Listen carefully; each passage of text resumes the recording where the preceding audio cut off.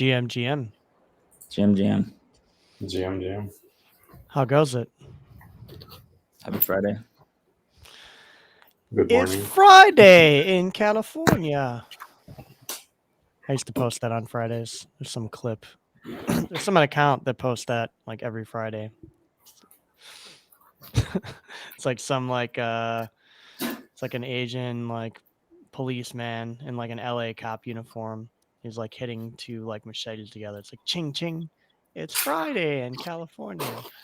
Rebecca Black Friday. It's a cult classic. What's been up though? What's happening? I don't know. Talk to me. I haven't been paying attention. No? What's going on the last 2 days? Well, it's looking like we're back again. We're not back. We're back. We're not back. We're back. He's pushing 2100. It's another Solana airdrop. Solana airdrop season. Yeah. Talk to us about the airdrops. What's going on Solana, Denton? I'm just messing with NFTs. Messing around on Tensor.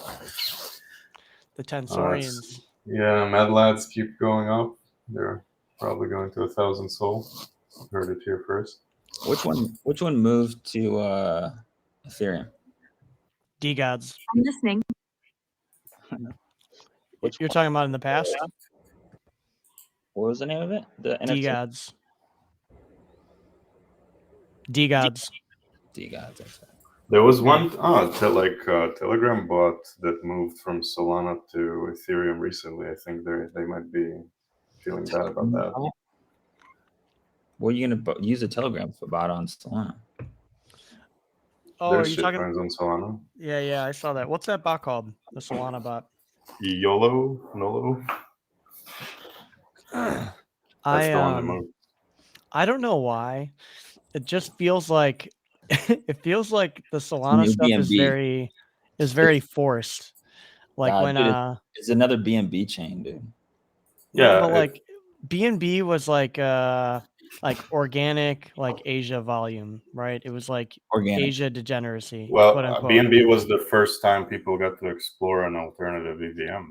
And tons of like normies, like, a lot of the people that I talked to in the real world who were just kind of getting introduced to DeFi stuff, they were going hard on BSC. Like they were doing shit that there was no way that I would have fathomed that people who, like they don't understand like what they're doing when they send a transaction. I wouldn't think that they were bridging to BNB. Yes, in early 2021, complete normies had like guides about how to set up MetaMask RPCs. It was crazy. On Facebook. It was wild. So what's different though is like with the Solana ones, it feels like everyone feels like they were paid to say it. Yeah, like you look at the NFTs and all the Ethereum NFTs, they're not great, but the Solana ones have a very specific aesthetic to them. Like they're all derivatives of something that is already big. It's like the coloring that they use, like the style of coloring the NFT. They all have this same, like, I don't want to say fiber, right? But like no hate on the backpack guys and Mad Lads, but like Mad Lads is a prime example of it, right? You look at Mad Lads and like nothing about it like pops out to you, right? Like it doesn't look like anything. No, I'm not saying like Bored Apes, like anything like pops out. Pudgies are great. But you have to remember that when Pudgy Penguins first came out, everyone was insanely pissed. Like when Pudgy's revealed, they immediately nuked to like 0.01, 0.02. Yeah, that's when I came in. Yeah, that's when we all came in. But it wasn't even right away. We were like mad. We were like, what the fuck is this? And then and then came the scouring over them and just looking at them in OpenSea, possibly under the influence, and beginning to laugh at them and how funny they were. and then it spawned from there. But they were terrible too. But like they don't have the same like type of color aesthetic that that the Solana ones do. There's two kinds, right? Like there's the ones that have like kind of they're kind of 3D-esque, and all of those share a very similar aesthetic. And or I should say that they have depth, because they're obviously not 3D, they're 2D PFPs. But the ones that have some depth to them, those ones, they all share a very similar aesthetic. And then the like 2D drawings, those ones all share a very like specific aesthetic. And yeah, I know it's mid curving it, but I just can't bring myself to like buy them. I look at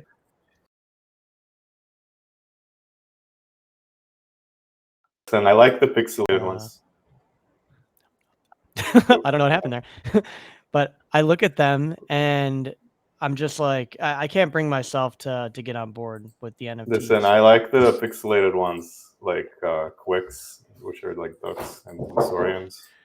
I think they're okay. They're so bad. It's not they're generic, but for that one, okay. For those kind, it's not a Solana thing. It's every time that style of NFT comes around, I just like, I can't do it. I totally mid curve those. And I just look at him and I'm like, who's gonna buy that from me? Like, who is the greater fool when I buy one of those? And it always happens to be that there are many greater fools than the first batch of people that buy them. Yeah, the pixelated ones, they're always really hard for me. Even like the Arbitrum, like Small Brains and like stuff like that. Like, shout out to all you guys. But I looked at those and I'm like, why would I buy this? Like I wouldn't want to use it as my PFP, and I don't know who is going to buy it from me. But yeah, I guess I'm also just pixelated ducks. How can you go wrong? My NFT thesis in prior cycle was there was a cute thesis, things that were cute sold and had staying power. And then there was like the generative art thesis. It was like just be first because everyone's crazy about gen art. So it was really easy. And then when it came to like some of the other metas, I couldn't rationalize the meta to myself, so I skipped it. And a lot of those were like those pixelated. Huh? I didn't miss the Malay. I had Maladies before fucking anyone even knew what Maladies were. What about cyberpunks? You don't like cyberpunks? No. Cyberpunks, cyberkongs, like I couldn't get into all that stuff because again, like there's no it doesn't really seem like there's anything to that where I would want to use it as a PFP, and I can imagine that someone else would want it more than me getting stuck with it when I minted it. It's like OG internet, like literally cyberpunk. Except it's not, because it's happening now and not like when Ethereum first launched. So it's nostalgia bait. But that just makes it a grift because it's not nostalgia, it's like it's new. Anything pixelated like this is nostalgia bait. It's like it speaks to certain aesthetics that used to have in old video games and old internet. True. So it appeals to a certain type of person. I love like pixel characters. I had a game, an on-chain game that me and a developer of ours made many years ago that was all pixel characters, and I contracted an artist that like once a week would make me new pixel characters that were pinned up against each other. I love pixel art and like nostalgic pixelated video game characters. Shout out to DeFi Kingdoms. But like I can't see the value in owning one that's not a part of a game and trading that, because I can't rationalize that there will be a greater fool than myself in buying it. which there always is. I have to remember that I'm not the dumbest, right? Like I may feel like I'm pretty stupid, and that's why I'm interested in buying this pixelated thing. But I have to remember that I'm probably thinking more critically than anyone else who's going to buy this thing after me, and I should just buy it. I think they appeal to different subsections of demographics, like apes and punks appeal to different types of people. And Solana is just like Mad Lads are copying this like Azuki style, or like, And I hated the Azukis. Then the Tensorians are copying like the pixelated punk style. I went in on Azukis when they that was so. Just for any Solana bros watching, this isn't a gripe with just Solana NFTs. Like I could not stand Azukis when they dropped. I'm like, what is this? Why are people buying these? They're not even good, and it's just a side profile. Like it's just so low effort to me, and people are paying 20, 30, 40, 100 ETH for some of the rare ones. Like what the fuck? I couldn't I mid-curved Azukis because I couldn't rationalize the style. Even the rare ones when they were showing the elementals, I'm like, who the fuck wants this? Like no, listen, I agree with you about Azukis. At least with punks, there's the fact that they've been around since close to the beginning, right? Like they're the first PFP project that brought popularity to Ethereum NFTs. So even though they weren't the first NFT on Ethereum, which they used to claim they were, they are the first that really like brought, I think, mainstream interaction to Wasn't NFTs. that CryptoKitties? Yeah, I was gonna say CryptoKitties like helped that as well, but I think punks they already had like attention gravity in the crypto circle. Like even Carbon was like really heavy on punks early on. And I remember he sold on the first run up and he was like, oh, they're done. No one's ever buying these again. And then that's when I bought, like when they dumped that time, I bought a bunch of them. And then they had their like real run up because that was like, right in the beginning of the NFT bull market. But yeah, I even though I don't aesthetically enjoy punks, I understand why they're valuable. So like I would still buy punks now and trade them because there are always going to be people that want the original PFP, for Ethereum, the OG like Ethereum PFP. Whereas that same argument I could never make for like Azuki. And like it would have been hard to make it for Bored Ape, but Bored Ape started doing all of this extra stuff to kind of push them ahead. Like, okay, we're making brand deals and we're making deals with clothing companies. We partner with Adidas. They expanded themselves outside of just like the crypto NFT crowd. Yeah. And Punks was like, we're already established. Yeah. And then you go buy some. The 3D ones, like literally the ones that look like CGI, are just so ugly. So some sets. You weren't a Meebit fan? Yeah, I made some good money on Meebits. I did too, but Meebits that was the V Friends era when I made a bunch of money on V Friends.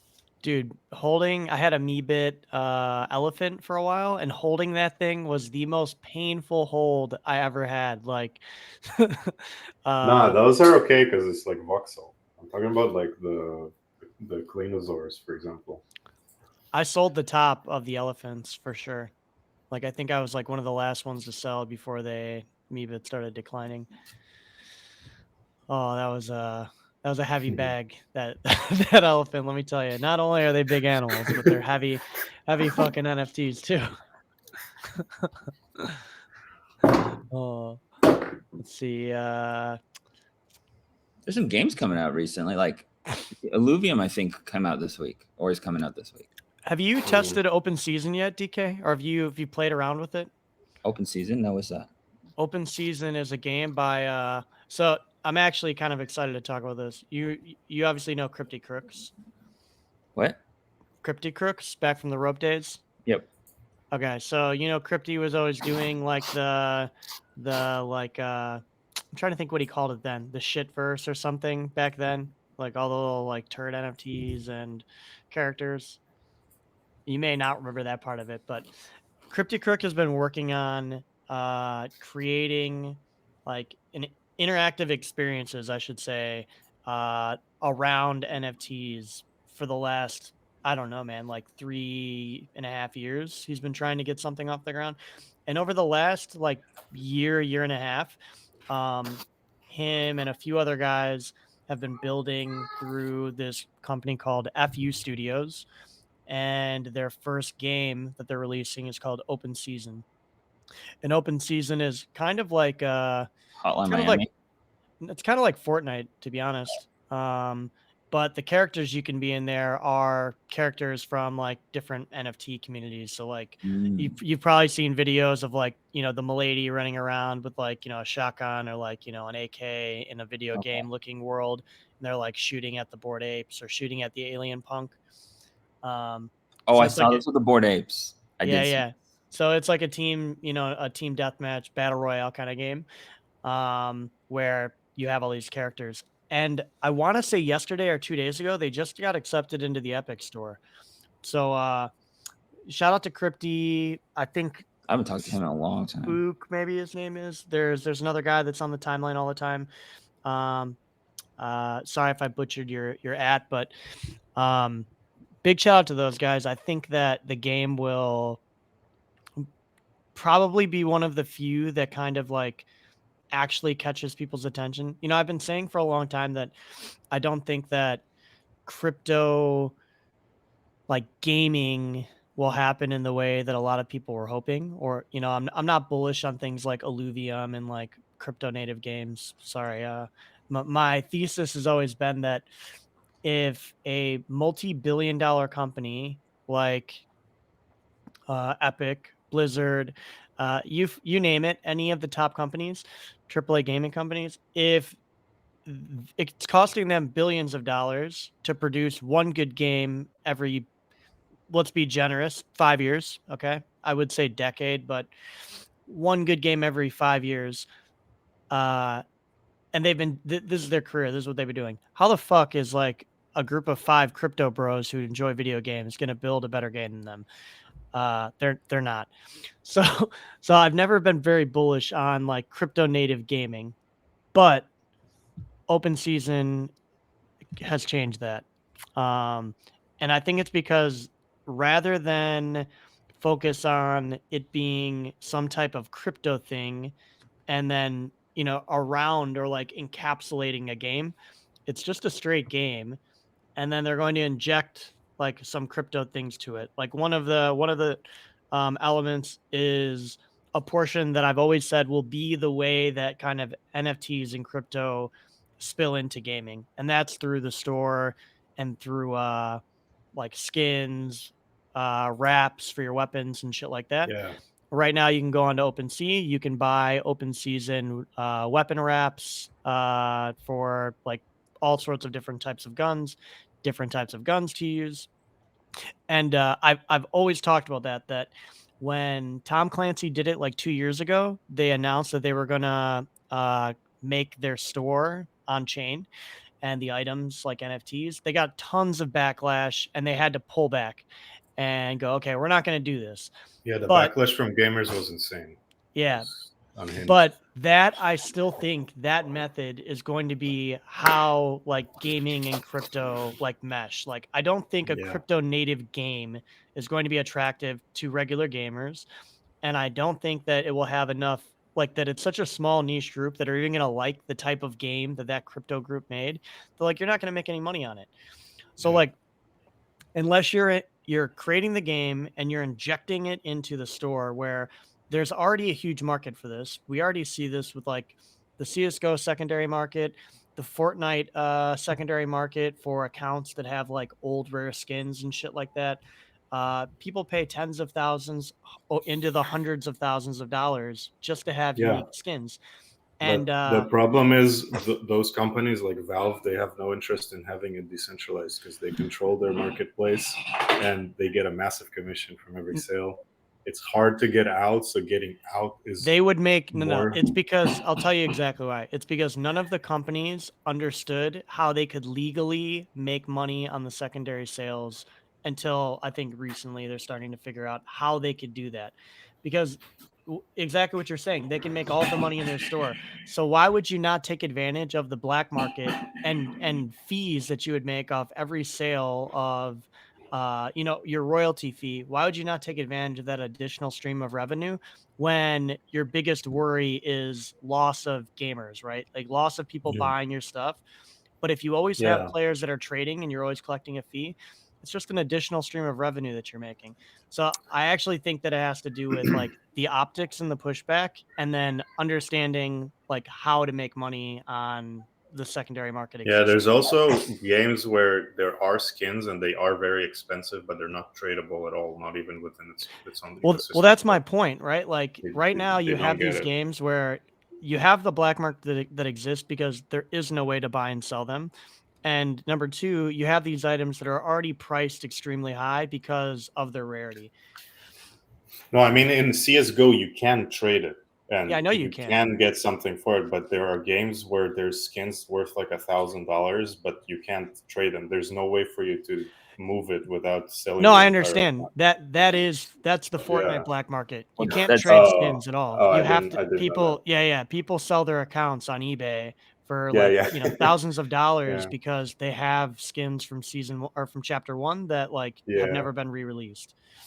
I'll tell you, you have to sell the entire account for it. I'll tell you the hidden hand that pushes all these markets forward. It's the same hidden hand that I think is like the reason that PayPal is pushing. It's chargebacks.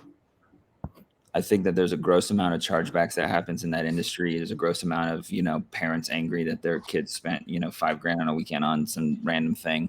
And then they have to try to either meet in the middle, or they have to, deal with credit card processing, or they have to roll back all those transactions. Fortnite's begun meeting in the middle. So what they do is they give you 5 returns a year.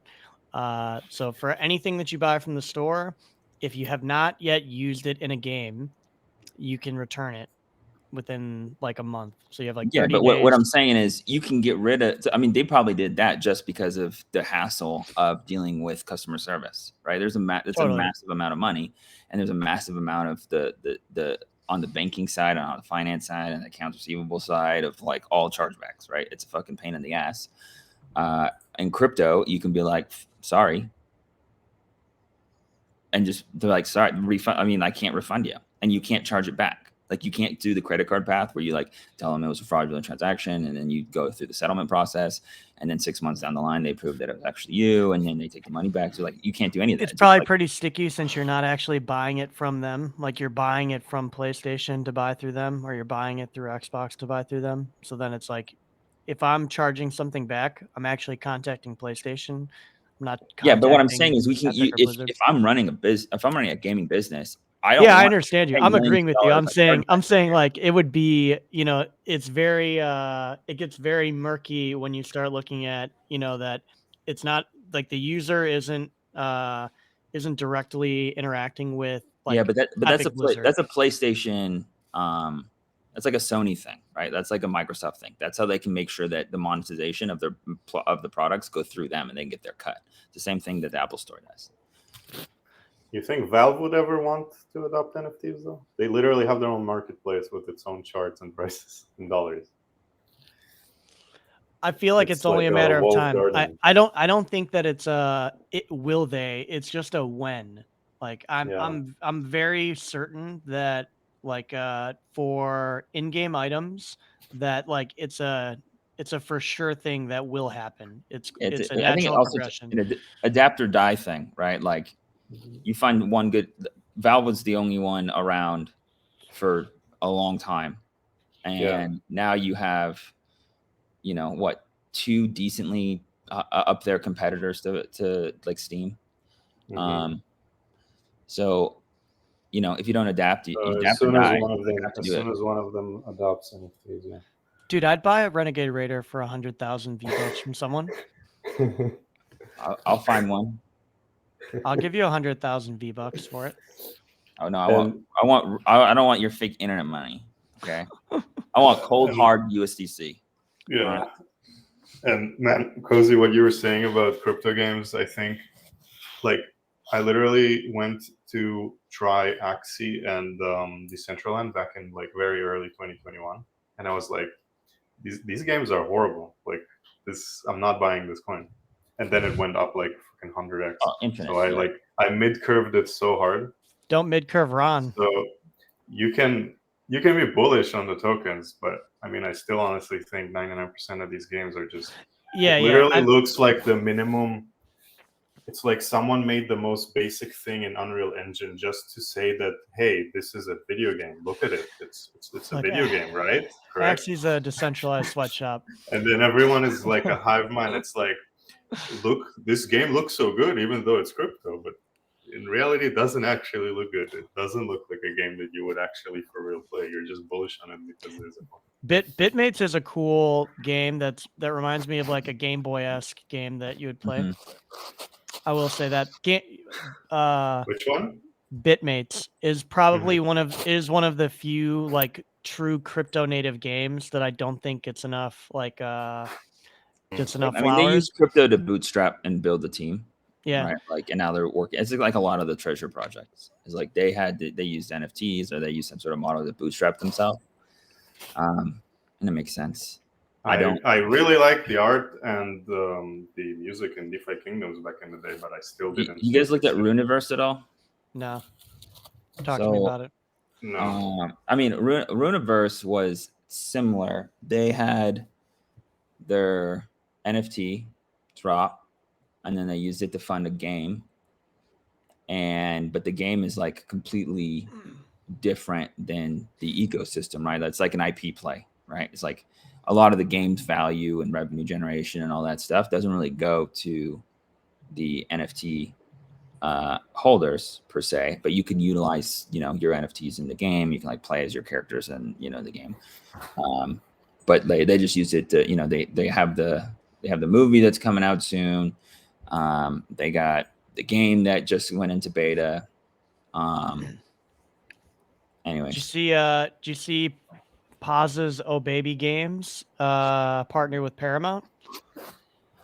I don't know what Paz's OhBabyGames is. Okay, so you've probably seen you've probably seen me, CL, a bunch of people share it over the course of the last like year. But there's like it looked like Mario Kart, but with crypto like personalities. Yes. Yeah. So there's a guy who I want to say almost 2 years ago now, maybe started a company called OhBabyGames. It's like a crypto native gaming company.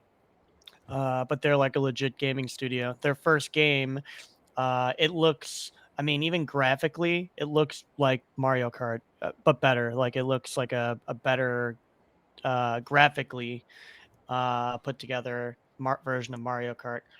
And they just partnered with Paramount. And their game is also coming into like the Steam Epic Store, I believe, very soon. You've been checking out what Sobi does at all? With Zai? Yeah. I have not. I used to follow along really closely because I was gonna like hop on board and help them out before they rebranded. But we've been so busy just doing our own shit that like I haven't been trying to do anything with anyone. Even like I'm doing this thing with. Maybe we can get him on. He can take us through. I'll tell him to come on next Friday. Because he was like one of the first, like the first one to use the tech of like you're in the metaverse and you have opened a prompt real quick, a debug screen, and say, create a pink present with a blue bun or like a blue ribbon on it or whatever, and then it would just generate it, and it's fully rigged and everything. And they pick it up with your hand, and you can do whatever. And he would like go up to a wall, and he'd be like, spray paint a mushroom graffiti on this, and then like he'd just slap it on. It would just slap on the wall. You could type in anything, and then it would just create this 3D model, and then it would put it on whatever you wanted. And so he was like the first one to like actually utilize that tech real time in a metaverse gaming type scenario.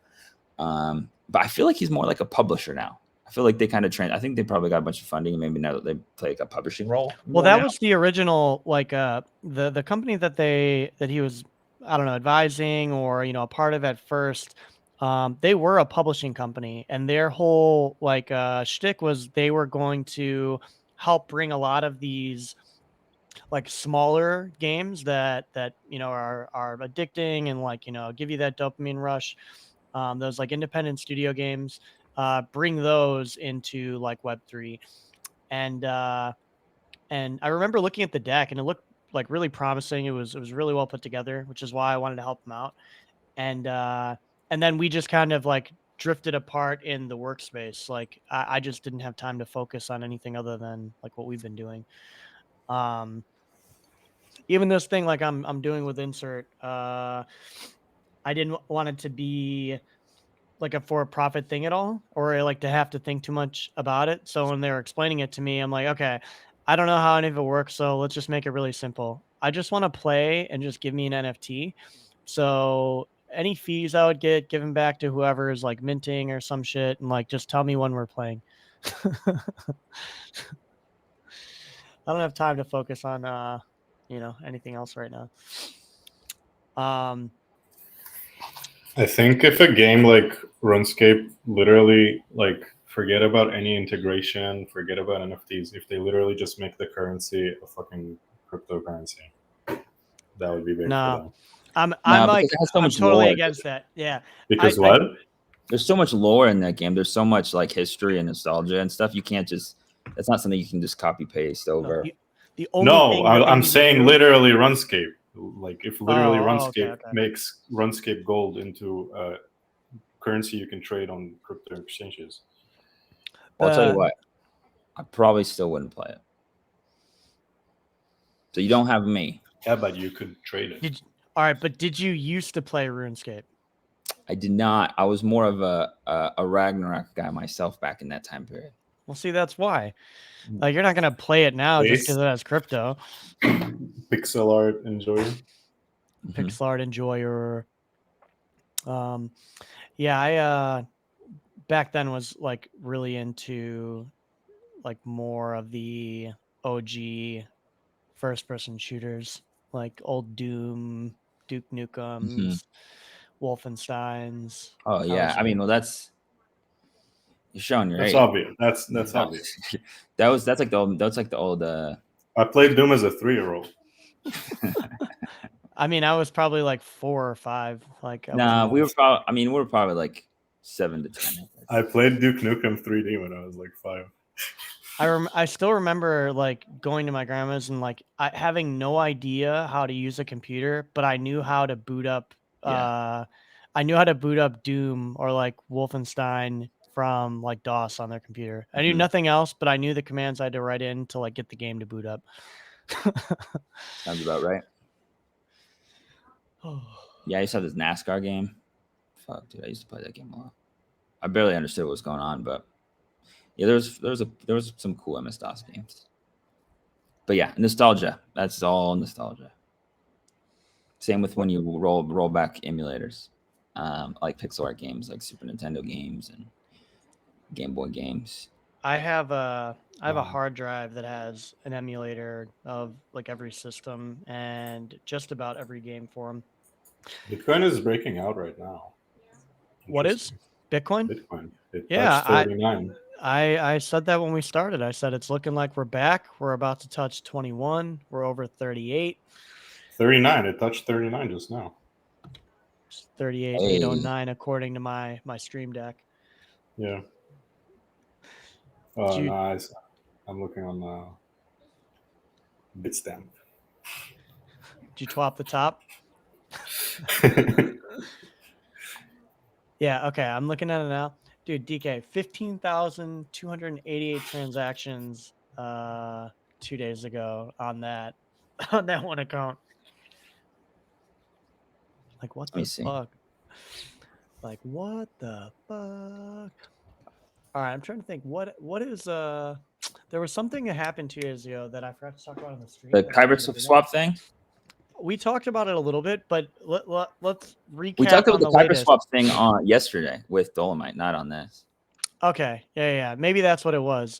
So the kyberswap thing, the latest message from him is probably the Did you do another one today or no? I haven't seen one yet today. Is today the day that they had? I thought they Oh had no, till I like think they the have like second till or the the 10th. third. I think they have to like the 10th actually. Okay, so he's essentially the kyberswap hacker has now essentially Become a benevolent dictator of the. He wants to be the dictator of the company. yeah, and he's his proposal is a hostile takeover. Essentially, he's saying that he's I going to. DM'd him on Telegram. I asked to be his henchman. Did you just send him? You should send him the like, "Milady, you've attracted an audience." meme. But yeah, he's now essentially telling KyberSwap that they need to hand over the company to him, the company's assets, that the founders are to resign. He'll give them he'll pay them well. He didn't say a number, I think, for them, but the employees, if they stay, he will pay them double. If they leave, is saying he'll give them 12 months severance for token holders, investors, and LPs. He's just saying it's going to do better. It's going to go up. It's going to turn it into a new crypto project. And I think he said that if this goes forward, then LPs will get 50%. Yep, which is a 50% rebate, which is it's more like than more they than you deserve. deserve, but less than you expect. Less than you Yeah. expect, more than you deserve. Yeah, which is hilarious. I mean, it literally would go up if this happens. This is just how crypto is. Yeah, I mean, it would get bid just because the most entertaining outcome is usually the most likely. And I don't know. I have a timer. I have an alert set for the 10th. I'll be checking his Twitter on the 10th to see what happens. But what do you think, DK? You think we're going to see more stuff like this? Like, No. do you think it's an inside job? Do you think it's more just someone fucking with them? Like, no, I think it's. I think they fucked up once once you're asking to like transfer it's- real world assets, you're kind of like, what are you going to dox yourself? Like, you're fucked. How are you going to get the real world assets transferred to you without using your real name or a company that you own? Like, Dude, that's where they lost me. Set up a just it depends on how. I mean, I don't want to put a target on our back. This is probably one of the most complicated hacks I've ever seen. Right. So I don't want to say anything bad about this guy, but depends on how like actually like how sophisticated is he? Does he have like multiple offshore company shells set up that he could do this? Well, let's think about this, right? How sophisticated is this hack? As I said, the hack was probably one of the most sophisticated hacks I've ever seen. So I think of two things. I think of he's probably a very sophisticated actor, or he thinks he is like a god tier coder, or it's an inside thing with an employee that is Also as a god complex, and could be it could be a lot of things, and I think they're all highly probable. So I'm not entirely, I think that Aragon just someone on like I don't know if like Aragon had like LP on there or something, but like Aragon's court is like a Claros court, but I think they're decommissioning it because like no one is really using it. But someone put up on Aragon court that like proposed like a legal lawsuit from Aragon to the exploiter for like taking their money or something, or if this guy's is gonna, I don't know. It was funny, but yeah, I have no idea what will happen. I don't think that they're gonna negotiate. I also don't know if they have any leverage. I don't know. I don't know if they do either. Like, I saw maybe a tweet from like Bantag the other day, or someone else that's like He was mad about the situation. I think in the kind of the war room space. and he was pretty much saying this guy's fucked. Okay, cyber hacker should shut the fuck up, given how much he has contaminated the crime scene. You're caught in 4K, buddy. Yeah, so maybe they have leverage. Or Yeah, maybe they're just saying that, you know, to bluff. I don't know. I feel like it's pretty hard to hide your identity on Jane nowadays. Yeah. Pretty hard. I mean, it's very hard. It's very hard. And you're definitely not going to exit with whatever it was, 30 or 40 million. Nah. So maybe this is an easier way to exit with a certain amount of value. I mean, you're not, if you negotiate, you're going to set a precedent, and then you're going to get other people with this like big head to think they can do stuff like this as well. So I don't know. We'll see. The 10th, we got 9 days. We got 9 He could days. He could be just a troll, and he gives back 50% of the LP and never replies to them again. Right? I'm here for it. I'm here for whatever happens on the 10th. Like I love, pretty much. I love the spectrum of things that can happen in crypto, which brings me to the next thing I want to talk about, because it's something. He's forming a mutiny, right? Like a coup. Yeah. It's interesting. It's a good social experiment, to say the least. I'm here for it. Which the other thing is, Blast now has over 650 million deposited into their multi-sig, and they're also now hiring senior, not lead. Yeah, they don't have developers. I was corrected by a friend of mine who's also an investor that it's not a lead, it's a senior protocol developer and senior DevOps engineer. And I love it. I was just laughing in our group chat that I have with these guys, and I'm like, only in crypto can you have the public send $650 million to a multi-sig and then go, oh shit, we have almost $1 billion in here. We should probably start working on this. We should probably figure this out. We got 3 months. I need developers. It'd be funny if it's just like they just fork OP stack and just do like a straight like canonical where like die whatever canonicals up to whatever DUSD or Blast UC or whatever, and they just keep it as a multi-sig on the base on the don't say it will be funny if, because that's what's going to roll out. Hey man, that's the quickest thing you could do. You could do that in 3 months, easy. My friends were like, it'd be funny if there were quote unquote issues with withdrawals right in the beginning. Doesn't matter. What are people going to do? Dump their points? No, they're forced to like use, they want to do something, so they're like forced to use Blast DeFi for like a few weeks, and then it's like, oh yeah, there's things to do here. Oh, they don't. So yeah, they don't support withdrawals. It's like a one-way bridge. Yep. Sorry, withdrawal issues.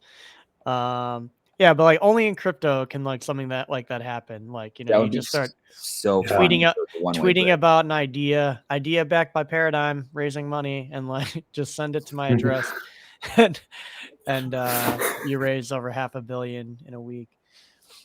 Yeah, so I've found this timeline very, very humorous as of lately. We have meme coins going off again. We've got new L2s.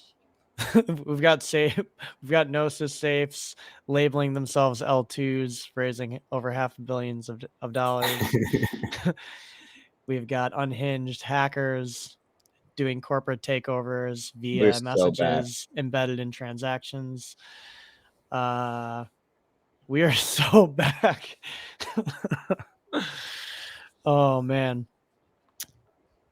So what else is going on here? I don't know, man. That might be a good time to wrap it up and call it a Friday. It might be. If you haven't checked it out yet, some things we released this week. Disclaimer, we work for Premia, so I'm talking about Premia stuff now. You can listen if you want to. We just partnered with Dolomite, launched the lending borrow market there. We launched Frax markets. So there's FXX, Frax shares, Frax vaults. Solana markets live. We talked about that a little bit in the beginning of the week. Yeah, that Dolomite Spices was dope. I mean, I talked a lot, but I think we covered a lot of good stuff on that space yesterday. Yeah, agreed. Because they're like they're on the same wavelength as us. Like we didn't even talk about most of this stuff beforehand, but we were completely on the same wavelength. We didn't talk about anything beforehand. I know. I just 2 days thought prior, it was so unique. We came to the same conclusion independently. Yeah, it's just we're just so on the same wavelength. It's like 2 days prior. They're like, "You want to do a Spaces on Thursday?" I'm like, "Thursday? Okay, yeah, fuck it." Pretty sure me and DK are free. Let's do it. Yeah. So there's that. There's the Solana vaults that are out, Solana markets. Hidden hand payout. It's pretty. Was nice to see. Juicy. Yeah, much juicier than I expected. I'm bullish bribes now. Yeah, even with such amounts, it was good. Big UI updates. For those that I don't know if I'd say it's I think it's definitely preference, right? We now have a if you like the cards, we have a card view for our vaults where you can change the view to be more row and text based. I think what you're used to seeing more on like a urine and a curve for their vaults. Generally, I like it. I think I'm still more of a fan of the cards than the depends on how many you're than in, the list. Yeah, because if you're scrolling, it's kind of like annoying. I like the list. I'm comfortable with it. Yeah. I like cards and just like enabling the vaults that I'm in, so then I don't have to scroll and I just see the 3. But for me, it's like the information that's displayed, the way that it's displayed on the card. I don't know. Just me. That's about it. We've got next week's going to be a big week. We've got a trading competition that we're going to roll out, so stay tuned for details on that. Try and get some Arbitrum peeps to join us on Eden next week. Enjoy your weekend, e-boys, e-girls. We'll see you on Monday. Adios. Have a good weekend. Later.